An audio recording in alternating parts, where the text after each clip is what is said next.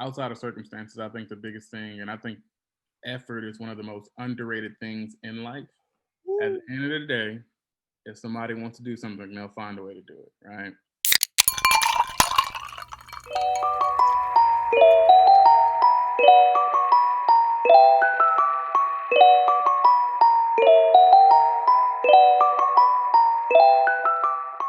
What's up, peoples? It's your bartenders, Mr. Z. And your boy, Omega.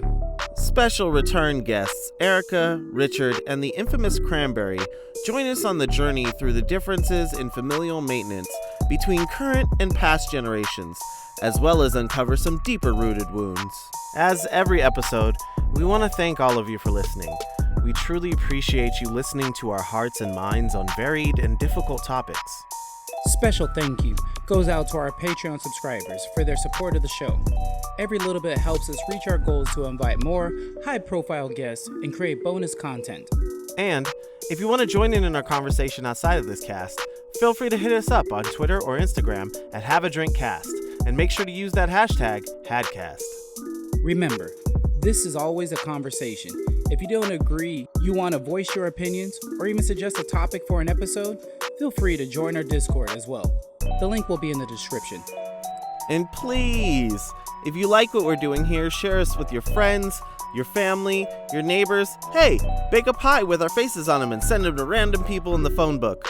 That's still a thing, right? Your referrals mean a lot to us, as that's how we gain more listeners. So, thank you again. And get prepared to sit, think, and have a drink. Welcome to Have a Drink Podcast. Enjoy the episode. We said peace. What's up, peoples, and welcome back to another episode of the Have a Drink Podcast, where we invite you to sit, think, and have a drink. We're your bartenders, Mr. Z. And your boy, Omega. Hey, and joining us again at the bar, we have our brother, Richard. And sister Erica, or well, for me, cousin Erica. Hey-o. Hey-o. Thank you both for joining us again. Tonight's episode, we are going to focus on our generation's way of staying in contact with family versus how our parents did. What? And yeah, it's kind of crazy because, as you guys do know, I've said it before and I'll say it again, and I'll say it from the mountaintops. Erica is my cousin and my very first best friend, and we grew up very, very close together. And when I say very, very close, like she's my sister cousin. See what I did there? Took your mom's words? Whatever. Anyways, sister. Nah, she's my like my sister cousin, you know what I'm saying? So like we literally have done everything together, traveled the whole nine. And it's just been a beautiful relationship that we've always had. And that's because we were always together growing up. But now we both have our own kids, we both have our own families, and we haven't seen each other in years. We haven't hung out with each other in years. I mean, this past Saturday was beautiful because we finally got together. I got to see her kids and we just really got to spend that time. But it was like, we just don't do it anymore. And that got us to talking and thinking about, you know, the difference between how we were raised. We were always around family to now we're barely around family, where we barely see our own cousins and our kids don't know their own cousins. So it's just kind of a trip. I think that we're busier. So we were having the conversation at the table about how our lives look different than our parents. You know, they went to work, they worked a 9 to 5, they came home, they cooked dinner. You know, people were having dinner at the dinner tables with their families. We are so far beyond that. And I think also one of the key things that really has changed the dynamic of families is that we all grew up relatively close to each other. We weren't all in the same neighborhood. We were one city over, 2 cities over. And so having Sunday dinner or getting together during the week was not that far-fetched. When we all grew up, we all split up. You know, Anthony was doing his performing art stuff, and I went to Sacramento, then to Texas, then to Washington. And so I think we have, as a people, just become more geographically fractioned than we were when our parents were growing up. I like that phrase, geographically fractioned. It is a really good phrase. I'm gonna piggyback on you, add to that, but also add more to it. So agreeing with you for sure. Not hypothetically speaking, perfect example. I have a bunch of siblings. There's 7 of us total, and I have an older sister who's in DC, and I'm in Oakland, and the bulk of everybody is in Houston. So in comparison to when we were all growing up, we were all in the same house. You know what I'm saying? So, but also we're fighting across different time zones, different work schedules, different, family members, people having kids, you know what I'm saying? And, but also people working as well. So I agree with you 100%, Erica. Add to it, being busier. Um, I think the minimum wage 10 years ago is the same wage that it is now, right? I think that's another circumstance and another factor. Not hypothetically speaking. For example, 2 gentlemen that's on the call with me right now, how I met them is through sports. You know what I'm saying? Like through working. And I hate that I had to move away to do the jobs that I'm doing, but I also created a family, you know what I'm saying, through these 2 gentlemen. You know what I'm saying? So, but that's made me busier made us busier because it's multiple teams that we work for instead of just that one central job that we just do and go home. So yeah, we might do one job, go home, but you know what? On the normal, regular season minus the pandemic, we'll have that 5, 6 nights out of the week. You know what I'm saying? Maybe like a 2 week break, and then we're back at it.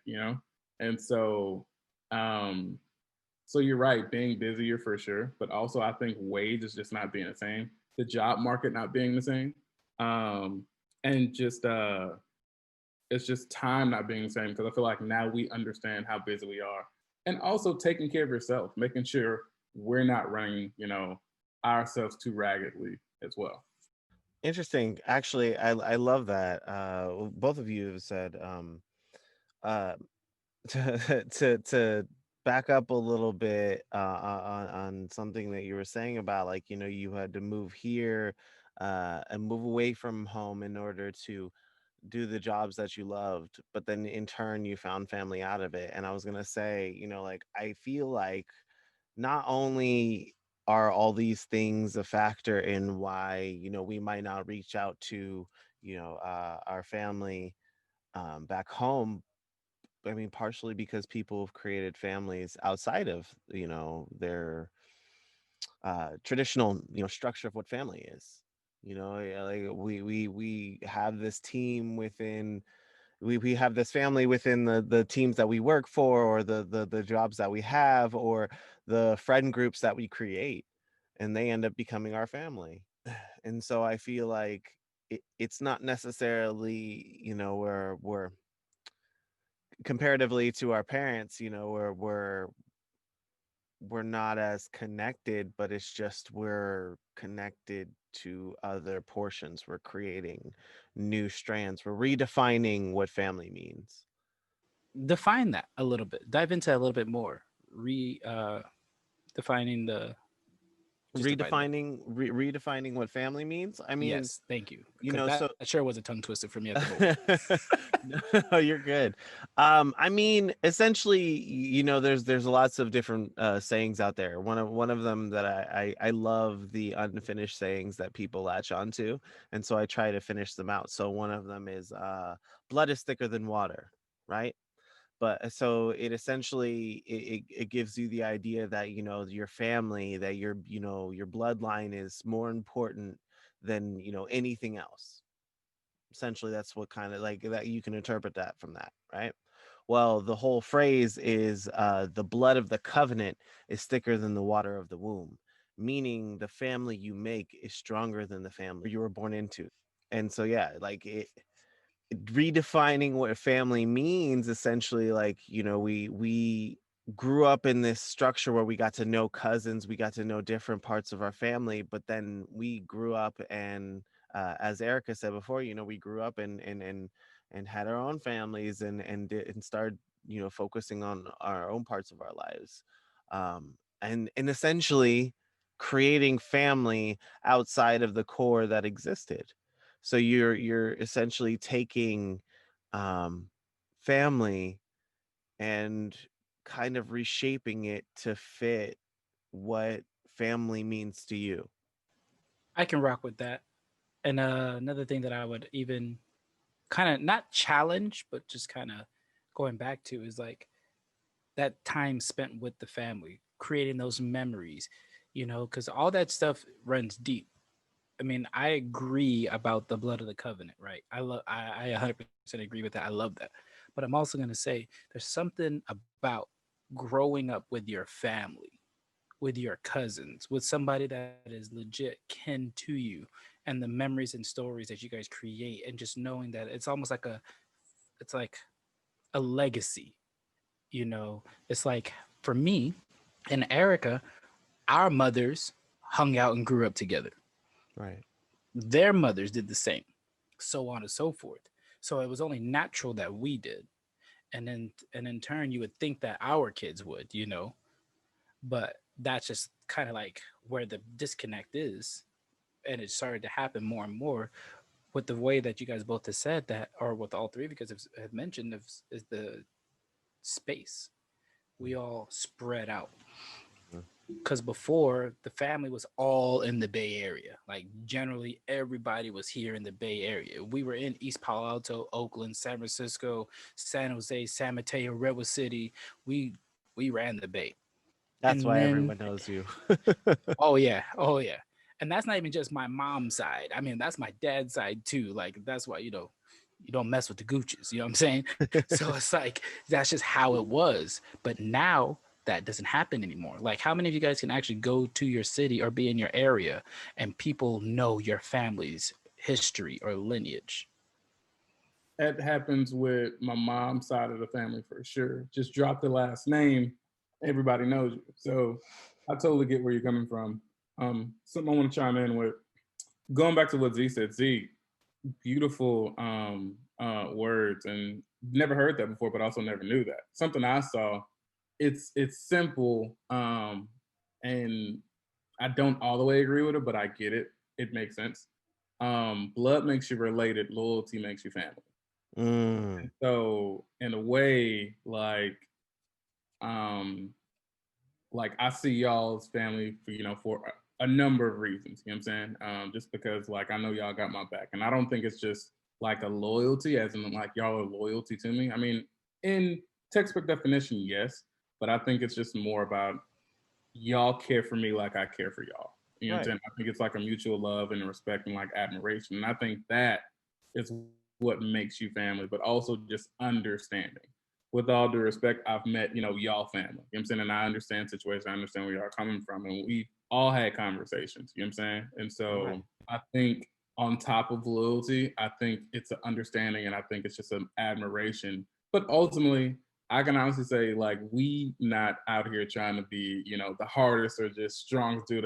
We literally just trying to live our life, take care of our family, and call it a day. You know what I'm saying? And so I feel like that understanding, but same mindset, I think literally like makes us connect like Voltron, and yeah, makes everything all good. Yes, All right. I love that. I need each one of my people at the bar give me a memory with a family member from when you were younger. Give me a memory. Give me a story. Bring us back to what you remember from way back when. Like Erica and I, like sitting at the dinner table, we talked about a couple of different things. Like we talked about when we got beat together, or telling her daughter about like her my little cousin. She wanted to play board games, and I was like, "Yo, this is so fresh!" Like my little cousin wants to play board games with me. I'm like, "Yo, remember?" I was like, "Me and your mom, we used to play. What was the game we used to play?" She's like, "What?" And she started naming out 4, 5, 6 games. It's like, "Nah, man, come on. What was our game? Like all the time it would take us forever to get through." I was like, "War," and she's like, "You're right. That game." Forever, and it's just like those little things. So I'm looking for you guys to throw out some new ones, throw out some stories from your childhood that you remember from just being around your family, your kinfolk. And you can't recycle the ones that I just said, Erica, so you better dig deeper. Yes, I did.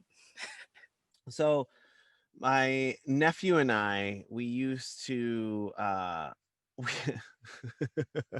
don't know if I want to tell this on there. I'm gonna do it anyway. This is gonna be funny. All right, so we were very innovative children. We used to build homes for our action figures and things like that out of cardboard, and it's where I learned how to sew, and I used to make couch cushions and little mini things for them to have.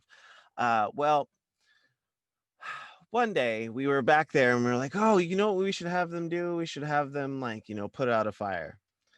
And we lived where our house was at. It was on the Oakland Hills. I think it was Oakland Hills. And we backed up our backyard to the back of a hill that shared two sides with apartment complexes, and then it goes all the way up to a road, and it's just dry grass and trees and all this other stuff. So we decided that we were gonna have them, put out a fire, whatever. We were gonna start a little fire on a plate, and it was gonna be okay because it was on a plate, so it was controlled, and we were gonna light it, and we were gonna put it out, and it was gonna be fine. And it wasn't, and it spread really quickly, and I I just remember I couldn't stomp it out. I was too terrified to do that. So I was like, all right, I'm going to run down. I'm going to go get a giant pot of water. And I ran inside. My brother-in-law was supposed to be watching us. He was passed out in the bedroom. And I get this giant pot of water, and I finally run out there, and I run out, and I slip on the way up. And I dump out like half the pot. And I get all the way up there, and the fire is significantly larger. And I was just like, oh no. And I took what I had and I threw it there. And then, long story short, everything caught on fire.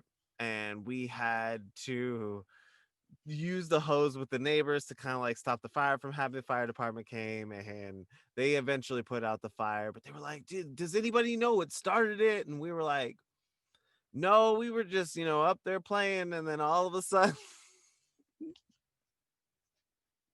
That's what makes sure the limitations have passed on this. That's all. This dude was a junior arsonist on accident. We were trying, and we tried to put it out. We tried to stop it. It wasn't like, fuck it, like leave it. No, it was like, please, let's stop this. Like, us two tiny children are going to be able to stop this. The hose didn't even reach. It was just a lot of stress.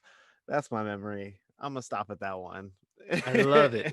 Thank you for sharing that. That's actually a really good story. Richard, would you like to go next? Yeah, for sure. It would make a great question, by the way. And it's actually going to, as the entertainment community say, call back to something that you spoke about earlier, right? And so one of my favorite memories, and y'all know I ask y'all a bunch of questions randomly through the course of the year, right? Random questions. For real? Yeah. Obviously, I haven't been getting those text messages, but don't worry about it. That can be rectified. I got you. Don't worry about it. So anyways,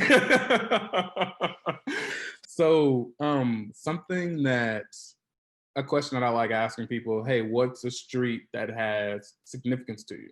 Like what's a street that holds a special place in your heart? And for me, of course, a bunch of answers I've listened to everywhere, but a street that holds, true to me is Otis Street in Houston, Texas, in the Cashmere Gardens, Trinity Gardens, Fifth Ward area, right? Otis Street, that was the street that my grandma's house was on, right? And so basically, before she passed and even after she passed, like that was just the house where everybody met up at, right? And so holidays, special occasions, birthdays, that's where you were guaranteed to, see somebody there. And if, you didn't see somebody there, then like you was the one that was going to be there and somebody was going to see you, right? And so we had so many functions there, and it was just a place of love. It was literally the common meeting spot, you know what I'm saying? And so it was actually really, really cool, you know what I'm saying? So memories I have is just, countless holidays we, spent there, nights that we spent there, and it was just a meeting place. But anyways, that's what I would say, going back to the callback I was telling you about, is that house, I think the house was sold to somebody. So we don't have that meeting place anymore, right? The only time I really see my people is during like major holidays, not randomly throughout the year, not, a semi-holiday, or not, hey, it's Sunday, you know what I'm saying? We just gonna get together just because. It's just, I don't see him that much. And so not having that meeting spot, you know, really does take away the time that you just spend with family, you know what I'm saying? Or the opportunity you know can spend with family. So basically, any kind of function at my grandmother's house from when I was a kid to like college, college. Undeniable, like top two, and it's not two. Have a lot of memories from Otis Street, but also just being at my grandmother's house. Now, before I go any further, I would like everybody to put their middle finger and thumbs together for our brother, the long-living legendary Christian, aka Cranberry, has finally joined us again after many, many months. Hit him with it. Hey, it is truly a blessing to have him back. Welcome back. Hopefully he's ready to drop that album soon. It's coming. It's coming. All right. I know it's coming. We waiting. It's a blessing to have you, man. Welcome back. Welcome back home. Thank you. Happy to be back with everybody. Yeah, we just can't wait to see you one day.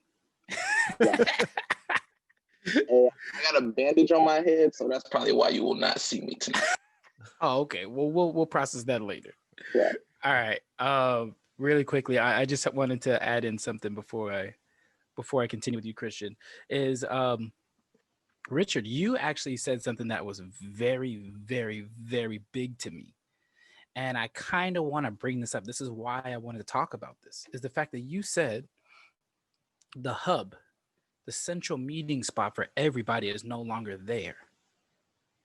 Now, for me, on my side of the my mom's side of the family, my grandparents' house was like that, where all of them would come to their house. Even talking with my cousin Steen, she brought up the camper and was talking about the camper.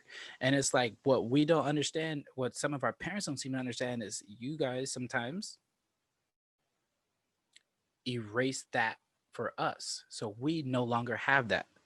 So like for me, when I go to Sunnyvale, I remember where they lived, but I can't go to that house because that house is no longer in my family. For my father's house is no longer in my family. So that is no longer the meeting place because that's where all my aunts, uncles, my cousins, my dad, my stepmother's side of the family, they would all come to that house too. That house is no longer in the family. So therefore, there is no longer that meeting spot.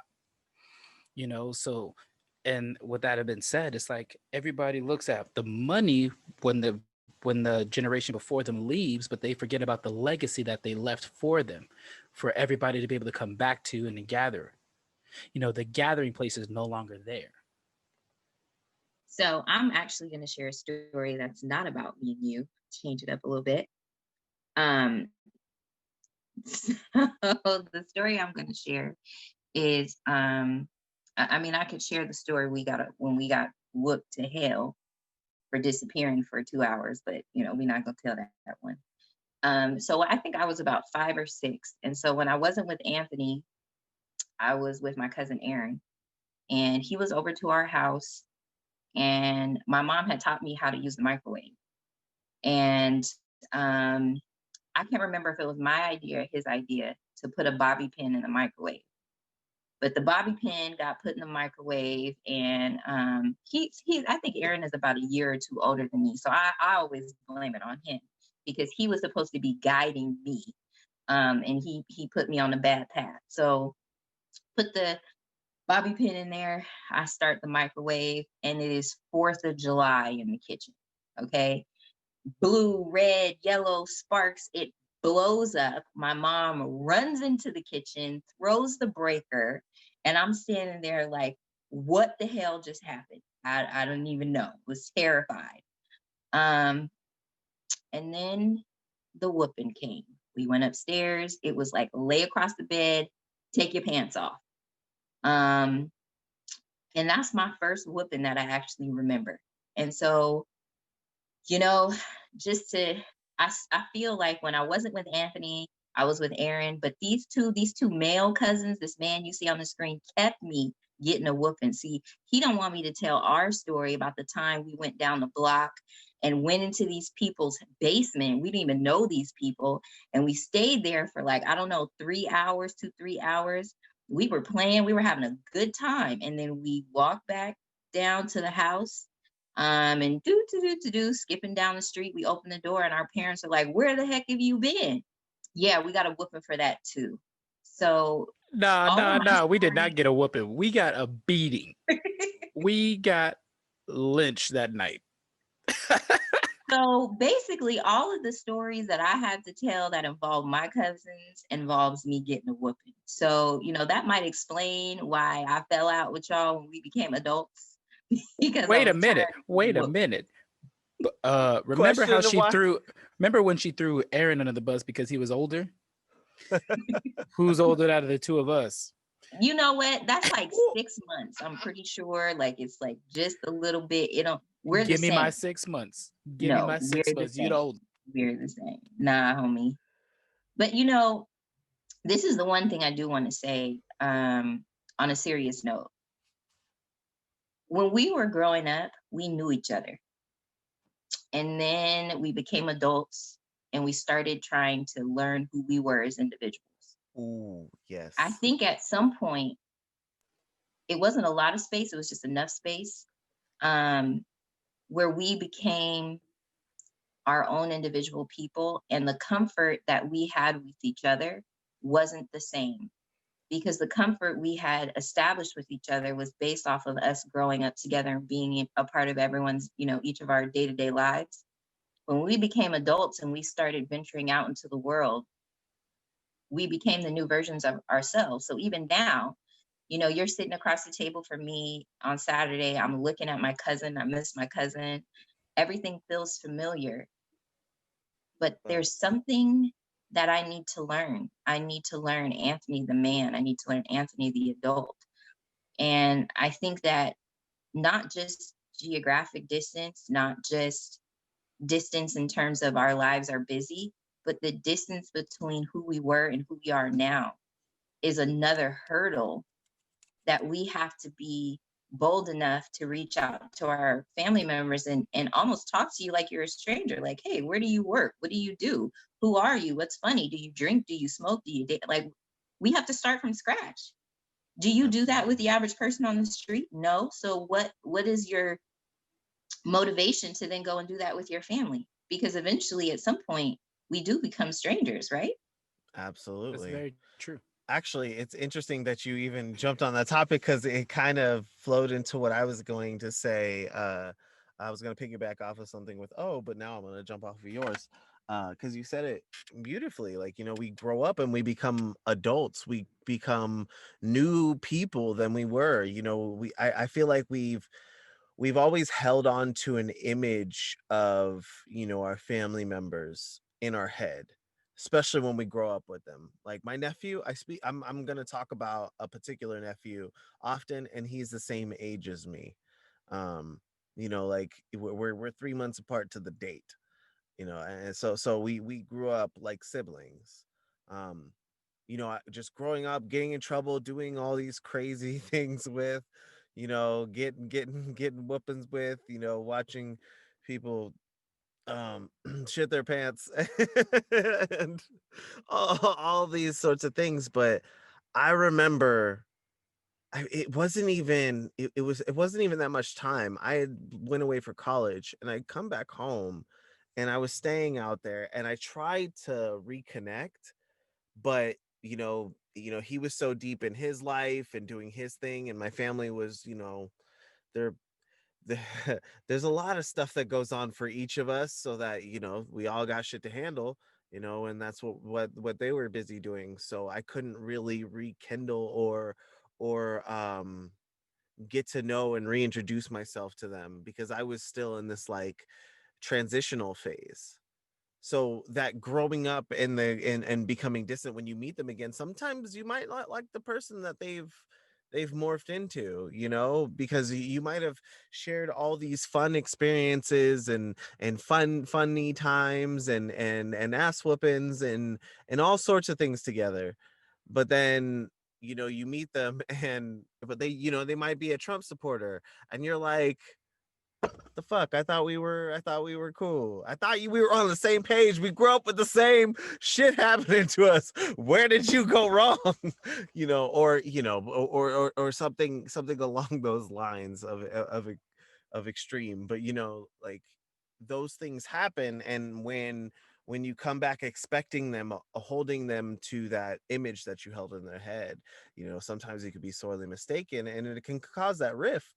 And it, especially with, I think, our generation, because we've started to kind of address and name and trying to dismantle the psychological, the all the mental illnesses and traumas and things that have gone on Yes, to us because yes, of the the time that we were within our family and we felt like we were yes, trapped, or that the abuse was never going to end, or something was going to happen. We're yes. All of that. All of that. Thank you for saying that. I literally was thinking that. And I'll tell you this. One of my cousins, I'm not going to say who it is because it's his story. I haven't talked to in years. On the phone. We talked, social media. And he called me and we're having this conversation. And on this call, he shared a very private thing that happened to him in the form of abuse by another cousin. All of us are in the same age group. So he told me that, and I love them both. But now I'm looking at the cousin who did this abusive thing, who I love dearly. And I'm like, okay, we got some stuff here. So you're right. He had isolated himself away from his family because he thought we weren't going to believe him. He said to me, I'm telling you this because I want you back in my life and I want us to regain the connection that we had. But I know how you feel about this other person. Like, the trauma is real. We have trauma as kids, as cousins. We don't even realize that we were raised in until we're adults. And then, it does a job on our mental, emotional ability to connect with one another. 100%. 100%. Hit that on the nail, but also thank you for sharing that. Big time. And it's just crazy because there's so much of that we haven't processed, especially being people of color, where we don't try to fix the past. We don't try to address our traumas. We just bury them deeper, not realizing the more we bury, the farther we're getting away from our family or from those situations or healing, and that's very crazy to me. Like how Erica just said, about social media, right? After our conversation, Erica, on Saturday, we talked about Elena. I messaged her last night and we talked. I messaged her last night and I was like, yo, I was just at Erica's house and we talked, and I just been thinking about you. So I just wanted to reach out, because I felt like I needed to do that. Because I remember expressing to them, I was like, yo, we used to be pretty close. Mind you, I didn't really know some of my cousins for many, many years. And then when I got into high school, I met them and we became really close and we hung out. We were always out together, all this stuff. And then life happened again and we separated. And that just keeps happening. We get close and then we separate. We get close, we separate. And I just noticed that is a common thing. And I distinctly remember one year, I want to say it was like 2009. I literally prayed. I prayed to God. I said to God, I need my family here with me. I need somebody from my family to be with me. I just want somebody from my family to be with me. Because I've traveled, I've done everything else, but it's always just me and my friends or just me on my own. I was like, I want my family with me. I want somebody to share this with me. Not even a month later, my cousin Joey joins me and starts dancing with me, starts performing with me. And me and Joey, thick as thieves, And that was such a big deal. And I told him, I was like, I prayed for you. He's like, what do you mean, cousin? I'm like, I prayed to have a family member be around me more. And here you come.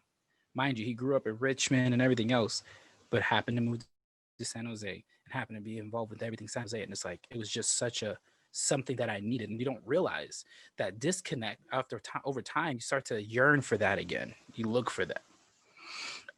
So let me jump down a bit and bring in our brother Christian. So You came a little late. I sent you the docket, but I'm still going to repose the question to you again, just to kind of get you back in here, get you a part of the conversation.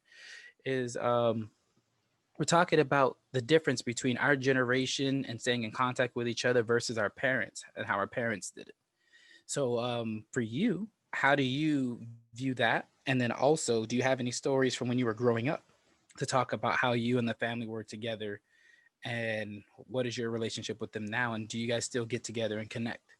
I would say for me, my family still does get together, which is kind of rare. But I will say things change from our generation to our parents' generation. And I think our generation is more self-absorbed than the generation that came before us. A lot of us are, it's me, and I gotta make it happen. But if we're always focusing on me, we don't care if we damage relationships if it's in the benefit of us, whether that's financial, social status, or anything. It's really not trying to bring others with us. So I think we've got caught in this made man, made woman mentality where it's cool if I have friends, but at the end of the day, if my dollar bills do not look right, that's what's more important. And I think it's just a whole, it's a whole, our family concept is jacked up as our generation. I know there was an example about like not keeping grandma's house or something like that. I'm actually going through something right now where we're selling my grandfather's house. Um, and the sad thing about it is, I don't think no one wants to live in that part of town, but I think we've all just become very independent. I think we took that Miss Independent song and flipped it the wrong way. So it's just, well, we could all go in and keep grandma's house or grandpa's house in the family. We could just all split up so we all have a meeting place to go to. But today we like, oh, okay, if I say 50,000, well, I can just put that on a card. And a card's gonna depreciate so quickly. It's like we don't understand how to make money continuously make money for ourselves. So I think like if we just come back to being for one another and not just for ourselves and address our pain like we said, uh, I think we'll be better for the next generation. I think a lot of us are injured but don't know we're injured. Yeah, so it's like we're hurting and we don't even know it's hurting. But if any type of resemblance of that person or that event comes back, you're triggered. But the Mhm. only way for you to fix it is to break it again. But a lot of us are too afraid to go through that pain again for healing. Absolutely. Yeah, no. Then dealing with any kind of pain or trauma, you see how people react. Essentially, that's what's been happening during this entire pandemic. The reason why people have been acting out, the reason why people act a fool, why they yell for no masks, why they petition and protest to be able to eat inside restaurants or dine and have a normal life or whatever it is that they are whining about, because they don't want to have to deal with the hard parts of themselves. um so yeah, no, absolutely. It's also to kind of like piggyback off of what you mentioned in the beginning about, the loss of grandma's house or the hub. It's interesting too, because as you said that, as everyone kind of like touched on that a little bit, I kind of thought back to that moment when we lost our hub. And we lost that hub when my mom started moving again. When I was in college, my mom kept the home that I asked us to stop moving around in. And so I was like, we're going to stay here because I would love to graduate from my high school, at least know the people that I'm graduating with and have an experience. And so she was like, all right. So I did that from junior high to high school and then graduated, and my mom stayed there. And so we had a hub that everybody stopped off at, and we spent holidays and had birthdays and did whatever for, and then we had the extended cousin that did cookouts and family get-togethers and things like that, and family reunions, et cetera, et cetera. But then once the once the pillars of the family started passing away and started or moving around, or the instability ensued, it felt that I feel like that's when everything kind of, we didn't have a hub to go to. We didn't have elders to celebrate in that sense, because we were at the rate we were getting together, there were less and less that were around. And then eventually people are moving to other continents and things like that. And so I know, especially for my immediate family, once my mom started moving, we stopped having get-togethers. I know, because my mom and I had our first Thanksgiving where I cooked everything that first year that I moved her out of that house, and we moved to the Bay Area. Wow, that was deep, man, because you triggered some thoughts for me as well, speaking on that. I mean, I mentioned about my grandparents' house, about my father's house, but it took me back when you said high school. It took me back to my Uncle Manuel's house. My Uncle Manuel's house has been there for way before me. Ever. Yeah, forever. I ended up living there and graduated from high school there. Like, that's where I was living with my uncles. And when they sold that house, that one hit me pretty deep, because I had a deeper connection with that too. And then it's really making me think, it's like all of the hubs in the Bay Area are gone. All of our roots in the Bay Area are gone. Unless Erica can tell me of any that I may have forgotten, but all of the hubs in the Bay Area are gone. Wait, except one. My Aunt Mary. My Aunt Mary's house has not changed. She still lives in Oakland. But again, she lives in Oakland. So how many people are going to Oakland? We haven't had a Thanksgiving there in about, how old are my kids? 10 Like years. 8, 10 years. Yeah, because my family went. I took my family. I actually have a picture of my daughter when she was younger, like 9, 10, at that house. And we stood out. So my little light brights. But anyways, yeah. So can we go back to something Christian said? Christian, that's his name. Christian or Cranberry, one of the two. Cranberry. Okay. Look, but Christian, I'm because he's cool. Myself. So Cranberry, because he's always bringing the sauce. Well, last night, it's funny, I was talking to Anthony about Christian, not about, but just about the podcast. And I was like, what's your juice friend? On Saturday. I was like, I called him OJ and all kinds of things, so forgive me. But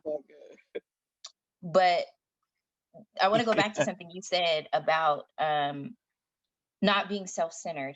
And I want to make a confession that there are many times that I don't go around my cousins or my family because I'm being self-serving.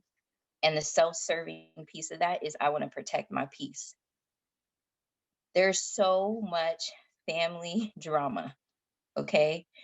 And I think that the generation before me would almost like subject themselves to stuff that they didn't have to deal with out of this for family. And I'm sorry, that's just something I'm not prepared to do. And maybe that makes me selfish. But my mental health and my self-care and my ability to be a present mother and, to be successful and so that I can financially help my mother or whatever it is I need to do is worth more to me than being that family member. And Anthony, I'll give you a recent example, right? So my auntie just got married and there's some family drama associated with that. And I almost didn't go because of the drama, because I want to protect my peace. Now I went because my mother asked me to, so that was my sense of family. But how many people don't associate with their families because of self-serving reasons? Like, I just want to keep the little bit of peace I have in my life. Raise your hand if that's you, because it's for sure me. So I mean, does that make us selfish? Does that make us self-serving, whereas our parents would go be around whoever and deal with whatever just because I might be selfish. I think we are all selfish to a certain extent, but I think this is what I would say. Um, our parents' generation sucked it up a little more and said, Auntie Sally, these are your cousins or stuff like this. I would say with our generation, we're either turned off by that other person or unwilling to try to mend the relationship. And I'm not even saying being close relatives. I'm just saying to even be cordial. I feel that we've become so self-centered. I'm scared that some people will date people that are related to one another because they didn't know. And the Mm. worst thing could be like you, yo, this is my girlfriend. And then it's like, okay, well, just because cousin Tim and cousin Sally didn't talk, now y'all dating, and then we got something that's looking real nasty. So I feel that at some point, once we're healed or we feel comfortable enough to be able to have a conversation with someone, I feel that we should be able to do that. Yeah, I'm not saying it's easy though. I, I have to agree with you. Something I wanted to flesh out a little bit more of what you said of our parents' generation or the generation before us, the generations before us, their decision to suck it up, and just be a part of the family and still, have cousins and people meet. Um, I feel like though in spirit of what Erica was saying, we're also holding people more accountable for their past actions, their current actions, things like that, whereas our parents would have just sucked it up and been around them, but that's subjecting themselves to more trauma. I feel like all all along the way, each generation that has come has become more and more, I don't want to say enlightened, but has become more and more within their power to fix the things that are wrong, with what was the previous generation, with whether that was, worrying about capitalism or worrying about the industrial age or worrying about taking over the family business or doing all those different things. Whereas now like we're at this point of, we see that our parents and the families and the generations before us didn't decide to take care of their own mental health. We see that they decided to push things off. They decided to stay together when damn well they should have separated, because that would have been healthier for literally everyone else involved. And all these things, because they had a different sense of what family meant, because it was what was fed to them. And then when they break down and we see that, we're like, why didn't you just stop this? We start to see the faults. We start to see the points where they could have connected in a different way. And so we try those things out.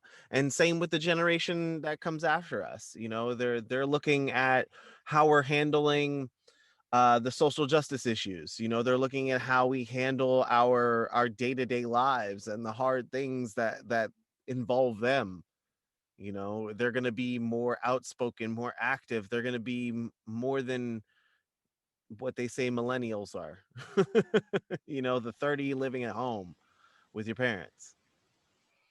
Yeah. Um, that was very well stated. You touched on a lot of great things right there. But something else I would like to add to that is the unit. The family unit is what, think about slave times. Everybody had a common interest, had a common thing. So they always came back to the unit. And then think about, so that was like our great grandparents. Then our grandparents were going through the Jim Crow and segregation.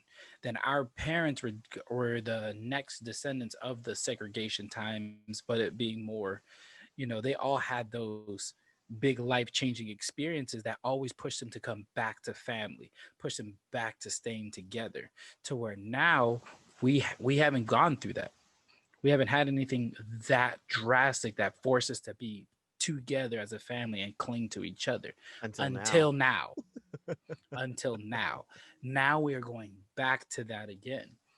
where now we're like, we need to look at, but it's not only your kinfolk, we're looking at all skin folk. And we're trying to grasp. We've gone past it just being kinfolk. Now we're looking at skin folk. Like, yo, my brother, I'm here for you. It's not just literally my brother.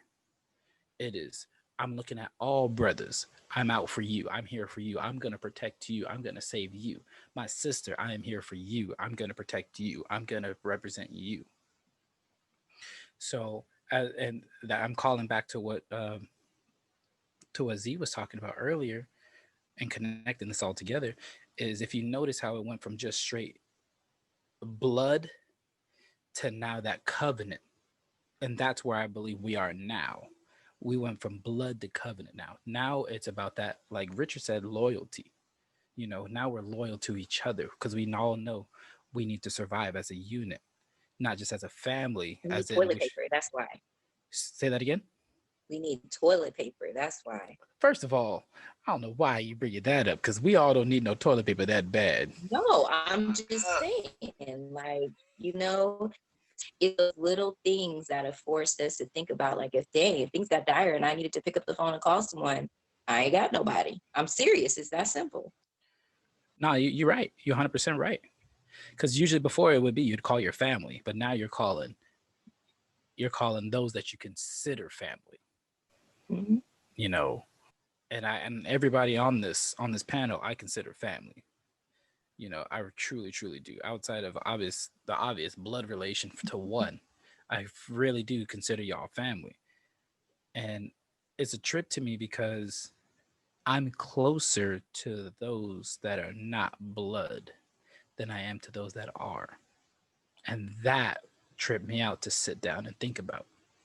I mean, to be honest, I did too. And like, it's funny that we got to this point, as you mentioned. You know, that we hadn't had a major life experience that redirected our society to start thinking more towards family and what it can mean. You know, we now have this pandemic that has pushed us, like Erica said, to think about who we gonna call when we need toilet paper. Who are the people that we're gonna call when we truly need something? You know, I remember when the beginning of the pandemic kicked off. You know, we this household and a few other households, we were like looking out for each other. You know, I know we on the panel, we've looked out for each other, and we're always like, hey, if you ever need anything, let me know. You know, it was also, you know, we had other households and families being like, hey, we're going shopping, what do you guys need if we find it? You know, it was that level, and vice versa. You know, if I was out or we were out, you know, it'd be like, hey, do you guys, call them up real quick, do you guys need anything? We're actually at the store right now, we see a few things, do you need some extra toilet paper? Look out for this, look out for that. Okay, cool, we got you. You know, and it was really showing that, like, these people, even though they may not be blood, they were still family. We were starting to we were starting to create like times where we can be together. So I mean, essentially, we we are doing the same things that our parents did, but just with people that we consider closer than what you can deem family, like what you were born into, you know. And then for the panel, I'm kind of curious, you know, what is your new definition of family, you know, post pandemic? So I want to add to something that Omega said, but also answer your question, Z. Hmm. So ultimately, outside of circumstances, I think the biggest thing, and I think effort is one of the most underrated things in life. At the end of the day, if somebody wants to do something, they'll find a way to do it, right? And so, but also on top of that, just keeping the relationship solid. You gotta have effort, right? And so, going back to what you asked, Omega, something that our family is doing specifically during the pandemic: Zoom calls once a week. If we can't make it, we'll try to text. Technology as well. You know, the same technology, like the technology we have now, we didn't have. I'm sorry, our parents didn't have, right? So we have a group text that our sibling, and it's sharing things, whether throughout the day, throughout the week, and that's been proven to be beneficial. Hey, look at this photo. Here's some of that I saw. Yada yada yada. an extension of social media, literally social media, but basically putting in that effort, right? And so I'm sorry, Z, I want to wrap it up and say something that we do the Zoom call, we do Zoom chat, and we also have basically just make an effort. So I get it, it's tough. Everybody has a situation, but if you can make the effort, I totally recommend and suggest you do that. You really said something that was deep. Effort. One word with such depth. Absolutely. Such depth. And the fact that you brought up your Zoom meetings and your family and your group chat, right? You actually made me think about it. I was like, I forgot. A couple of years ago, my older brother, he brought us all together, all the siblings. And we dubbed ourselves the Line of Nine. Because there's 9 of us, so we're the Line of 9, and we have our own group chat and we all talk with each other through the group chat. And we even got down with some of them, talking about, some of them don't talk or don't participate, but now they're starting to. It took 3 years, 4 years, but they're starting to. But my brother worked tirelessly to have us be more a part of each other's lives. Even had us all in his wedding, really working hard, and that's that effort. And after a while, when people stop reciprocating that effort or stop trying, then you just kind of like, well, at least I tried. I can walk away and be okay. So going back to what you said earlier, actually, and it just hit me what I want to say. Basically, when we were younger, my mom and her siblings, aka my aunts and uncles, they coordinate everything, right? Now we're at that age where we can coordinate anything and everything, right? And so, a few of us have taken on those responsibilities, but for the most part, we see that they're getting older. And with all due respect, 2 things to you guaranteed in life: death and taxes. And a lot of them are just dying off, you know what I'm saying? And so going back to what you said, something, Omega, and it's funny you said that, actually, how you said you experienced something and you want somebody else to experience that too. I had that exact same thought this weekend. Spent some time in Yosemite. It was amazing. And I was like, you know what? I want my family to experience this because it's way too beautiful and way too vast for just me to just experience it by myself. And so something that I've taken upon is just doing little things, whether it's, hey, we have a movie night. Actually, today I text my older sister. She said her favorite movie of all time is Top Gun. I've never seen Top Gun from start to finish, right? But just even like, what? Yes, never seen it from start to finish. I don't need judgment. Thank you. So anyway, it's not a black movie, so you're all right. I've never seen it from start to finish, right? But even just little things like that. Hey, I would love to watch Top Gun with you. You know what I'm saying? When I get home, she said, cool, no problem. Another thing, she loves flying, right? Why? She loves Top Gun. She invited me to go on like flying lesson with her, and I went with her, right? And I've experienced. Me and her kids had like a movie night, right? I'm always just popping up at their house. So it's just like creating those little moments, you know what I'm saying? But also expanding those things, just like, hey, I'm having a movie night. Y'all come through. If you can't, hey, I get it, I understand. But you know what? I want to always be guilty of making the effort. I always want to be guilty of trying, you know what I'm saying? And so I get it, it's tough. We all gone through things. Erica, you hit it on the nail earlier about what you spoke on, is just going through personal things. And in so many words, a lot of times I ain't got the energy to be dealing with y'all, right? So, and that's okay. And I think protecting your peace is very necessary. And so, but like, if you do got the time and energy, all right, let me just go see. Because a lot of times, and I'm gonna say this and I'm gonna be done, all right? And I'm gonna just throw this truth bomb out there, right? A year ago this time, life hit really hard for me. I don't want to put everything out there, but in so much, it was the start of a chain of deaths in my family. Basically, literally a year ago today, this exact date, I was in Houston. I don't want to say celebrating, but memorializing my uncle who passed away, right? Kid you not, 2 men who were at that function, I didn't know it would be the last time that I'd see those 2 men, right? So I always want to be guilty. And literally, one passed away a month later, another one passed away 2 months later, right? I live in Oakland, right? It costs money to be flying everywhere. But I was like, you know what? I'm going to go anyway, right? So glad I did. because it was the last time I got a chance to see or speak to those two gentlemen, right? Don't want to get too deep into it because it's very heavy, but I always want to be guilty of trying instead of being guilty with regret, right? And so that's what I always want to do. It's just like, hey, if I can't make it, I get it. I just can't make it. But I always, man, I'm going to just go because you know what? You just never know when it's the last time you might see somebody, you might connect with somebody. But also, you never know when that interaction, you know, can be meaningful. Sometimes you need to get refilled. Sometimes you're going to refill somebody else. Shout out to you, Omega. But like, I always just want to be guilty of just trying because, you know, people are watching you, you're watching people. But, you know, family, I was built on family. My family is big. My family is huge. Love them through and through. And extension of that family is y'all. You know what I'm saying? I just appreciate y'all. So I always want to be guilty of trying. And it's tough. We're all working through things. We're all getting through things. But I always want to be guilty of just trying to just connect, see some folk.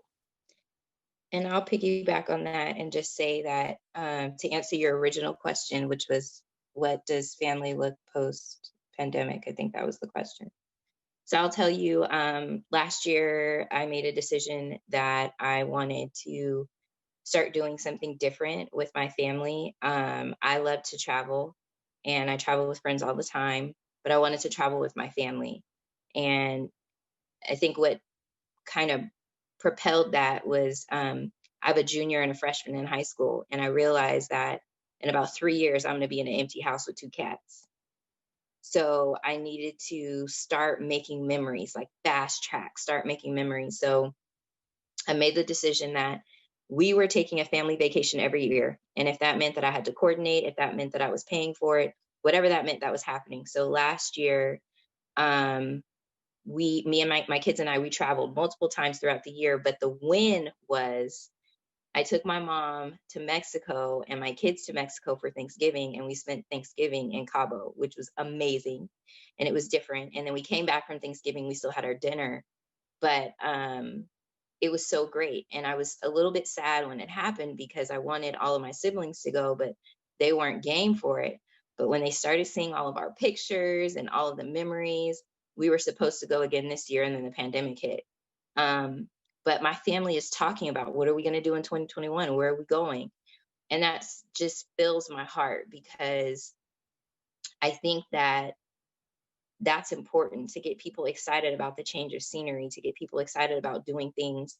And sometimes we can't make all the little things, but if we can commit to doing one big thing a year, and just kind of setting that time aside, I think it's important. So that's my commitment pre-pandemic and post-pandemic. And then the other thing that I'm doing is I'm making an effort to talk to all my cousins. So Anthony's not lying. He was my first best friend. I still consider him my best friend. Please believe there is nothing I will not pick up the phone and call and tell you. And so Likewise. I want to get in contact with all of my cousins I grew up with. So slowly but surely, I've been calling and texting them, talking to them about biweekly, and just checking on, shooting them a text. Hey, I'm thinking about you. How are you doing? You know, I want to make sure you're safe. I love you, etc. So that's going to be what I'm focusing on, and opening up my home. So I don't invite people over my home. If you show up unannounced, you'll be standing outside in the driveway. So yesterday was the first time I've lived in this house 5 years that I've invited my family over.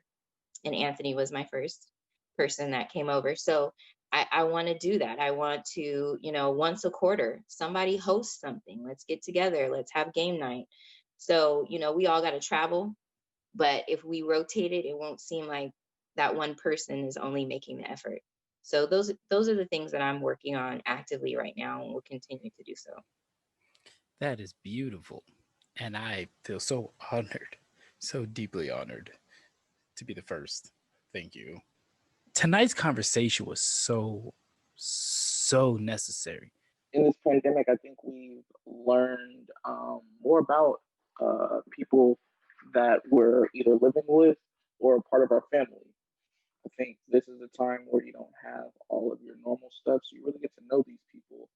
But like Rich said, you have to put in the effort.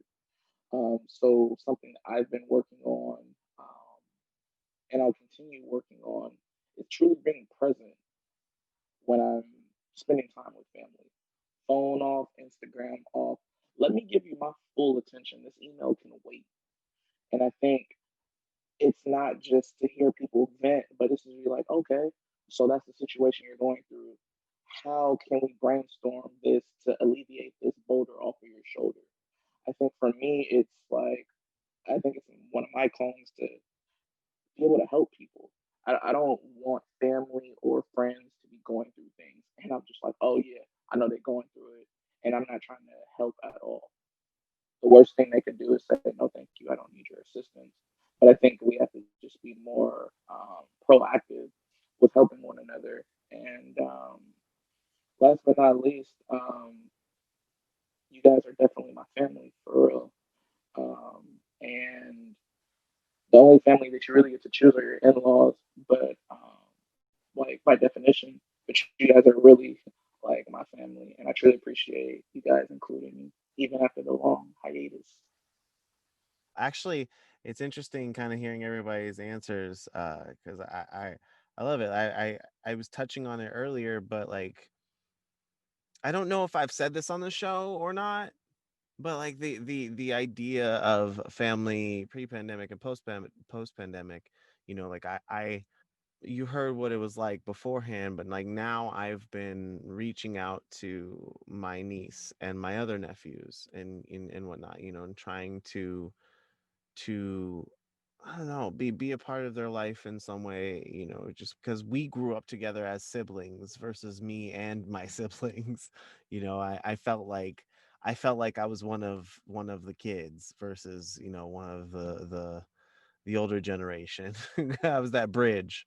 So I always felt like I sat in this weird space. And I don't know. And kind of like reflecting back on our experiences then and like where I'm at now, I like I said, I don't know if I've said this on the show or not, but we're all walking on our own path. We all have these paths that it's our path of life. We're gonna get to our destination one way or another, and we always want people to be a part of that path. And more than anything, we would love our family to be on that path with us. But at the end of the day, nobody can walk on the same path as you. They can walk on their path next to yours. You guys can walk hand in hand. You guys can skip down your path. You can run, race each other, whatever it is. But at some point, their path is going to branch away and they're going to need to keep going down their own. And so, kind of expecting just because they're family that they're going to be next to you or on that same path, it's we have to make way for the other people that are going to join us, the other people we're going to call family, and not lose sight of those that are our family, um especially for when they come back around, because like Omega said earlier, there's this ebb and flow. I think it was Omega who said it earlier. There's this ebb and flow of like, we communicate, we get together, and then we branch off and we don't, and then we come back together and then we branch off and then we don't, and it's that cycle, it's that feeling. But like their paths are coming together and then they split off to go do different things and become different people, either better or worse. Whatever it is, it's different. It's new. I just have a question that I want to leave out to the Patreon and to all of our listeners at home. How do you feel about your connection with your family and your communication with your family, if there is any at all? Do you feel like it could be better? And if so, how? Man, I love you, family. And I don't just mean the people that are on this panel, but I just mean those listeners. And I say that because I feel like that's what's going to change the world. When we look at each other as family, when we can be able to come together and look out for each other and just be like, you know what, you're just my distant cousin or you're my distant brother. Like that's what's going to bring us together. And that's how we stay strong as a unit. And it's so important that we really, really embody that. That's why I have made a conscious effort to call people my brother, my sister. or looking at him and just be like, you know what, I respect you and I love you. Because you know what, if I don't know where you guys are at faith wise or whatever, but if you believe in Adam and Eve, then you understand we are all distant cousins.